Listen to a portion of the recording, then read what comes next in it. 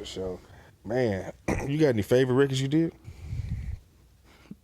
Some of them, the recent ones I'm doing right now with my new artists. Yeah, I got a couple favorites. None of the classics? Oh yeah, of course. Superstar, of course. Um, Swing Down. Ooh, see, that's what I'm saying. We got to, and here's the thing, man. This is the thing. We got to run these credits down because we over here just chopping it up on some regular shit. And I ain't even, y'all probably thinking like, man, why am I talking like just about these classics? Listen, keeping my composure, H-Town. I'm just running down some of them. You know what I mean? Uh, Man, come on, man. You got some shit with the gang. You got the gangster nip. You want to ride, Mr. 3-2.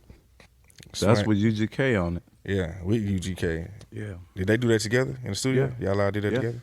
hmm Man, talk about that record when y'all did that session. You remember anything Well, about it? I just dumped the song. Back then, I was working so much for Rap a Lot that I was on program manufacture mode. Mm.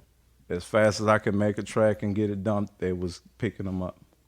So I only served the tracks and come back and sit in on the mix sessions. Mm. But it was phenomenal for what I understand because they still talk about it in the mix session. Mm. So yeah, they always had fun doing songs. Pimp C and 3-2 was cool as fuck. Yeah. That was pretty close. They talk on a personal level. They wouldn't talk on no rapper type level, comrade level. They was pretty personal. Yeah.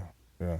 Yeah, so Yeah, nah, for sure. Fucking, man, so many classes, bro. Full-time player. full time player. Hey, let me trip you out about that one. That was a good one, man.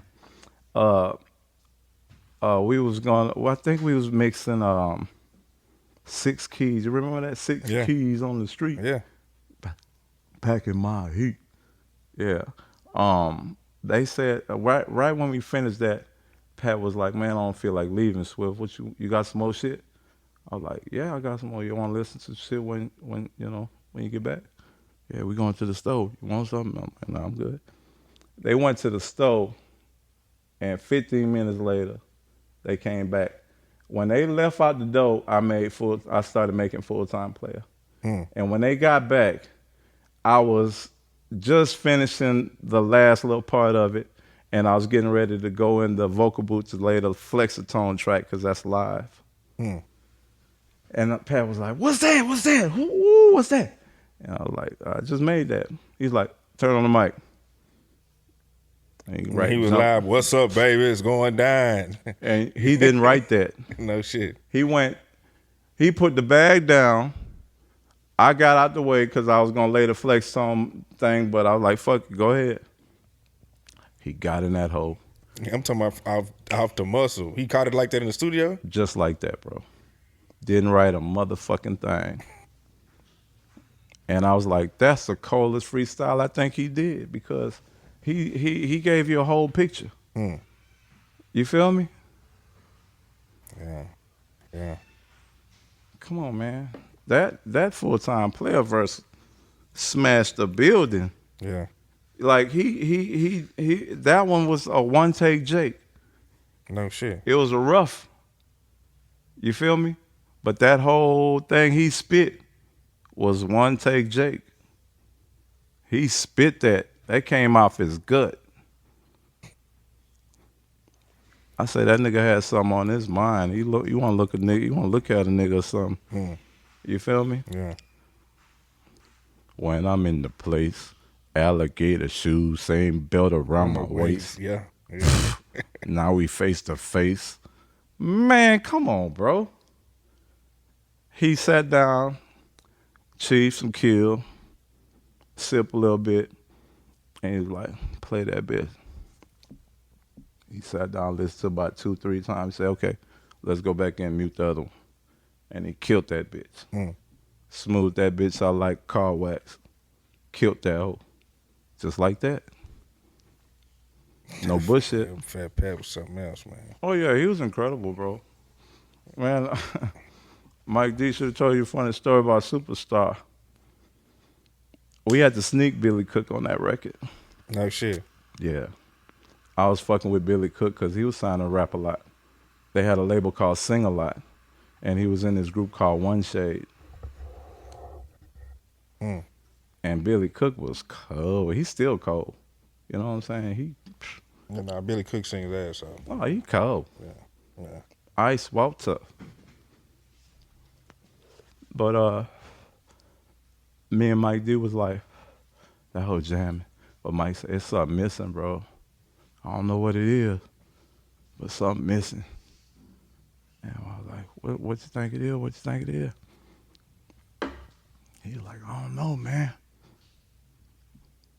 Maybe somebody should just sing through that hole or something. I was like, I know somebody. Mm. And I called Billy Cook, and he came through. Pat wasn't in the studio that night. He came through. We sat down and let Billy Cook do his motherfucking thing. And at the end of the session, Mike D was like, man, that's it. That's it. That's the icing on the cake. I was like, yeah, well, Pat, what you think Pat gonna think about it? He's like, we gonna see. We gonna play it for him tomorrow. You get back in the studio the next day. We tell Pat, we want you to hear Superstar. We made a couple of changes to it. He's like, oh man, here we go. You know what I'm saying? Man, come on, bro. Man, why y'all playing? That's Pat. So we played that whole for him. Billy Cook came in. He looked at us. He acted like he wasn't even feeling that shit. The song over with, he was like, Mike D was like, what you think, baby? Pat was like, he all right. Bro, we bust out laughing like a motherfucker, man. He was like, but he ain't PAT. You know what I'm saying? That's hilarious. Yeah, bro. Yeah, all right, but he ain't P8. That's fucking funny as fuck. That was him, bro. All day. Man, talk about what y'all did Swang Down, man. Ooh-wee. That was a bad motherfucker, man. Yeah.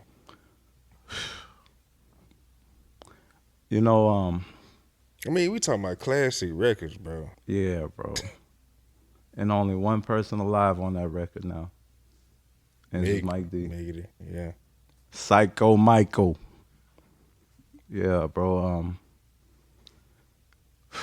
That was just a battle of spirit there, bro. Because they all wanted to be the hardest one on that record. You could tell. Because that beat was coming down. Yeah. We knew when that bitch hit the trunk. I had a system in my car. So every time I made a beat, we'll go in the parking lot to make sure that trunk right. Mm. And that one right there was like, looked like the trunk was about to come off on that hole. So everybody wanted to be the hardest motherfucker on that record. And when Pat came with that fucking hook, bro, swinging on foes. Man. Yo, oh, that's the way it goes. That shit classic. Yeah, bro. And so they everybody there when y'all do this record. All three of them now. nah, Pat was gone already when they finished it. Hmm. He was already gone. So you just had this hook. And Yeah, this verse, you see, what we used to do, since I had the keys to Ultimate Sound, we're just going there and work, bro. You know what I'm saying? Really coming up with some shit. And a lot of the stuff, they'll leave me and Pat in that bitch, and we'll just go crazy, bro. And, yeah, bro. It's some other shit that I had, bro.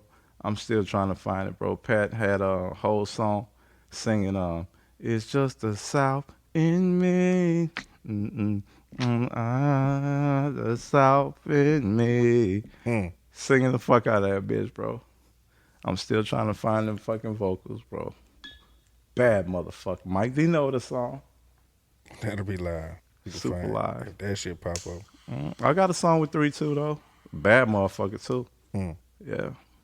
But yeah, that Swing Down was a motherfucker, man. And that Coming Down with ESG with Pat on there. Yeah. Remember that? Yeah. We coming down, down. Yeah. That was a verse I had from Pat. He was freestyling. I gave that to E. And on the hook. Yep, I gave him that. That bitch was on the radio out here now. Everything. That bitch was smashing too. Yeah. Yeah. Donnie Houston.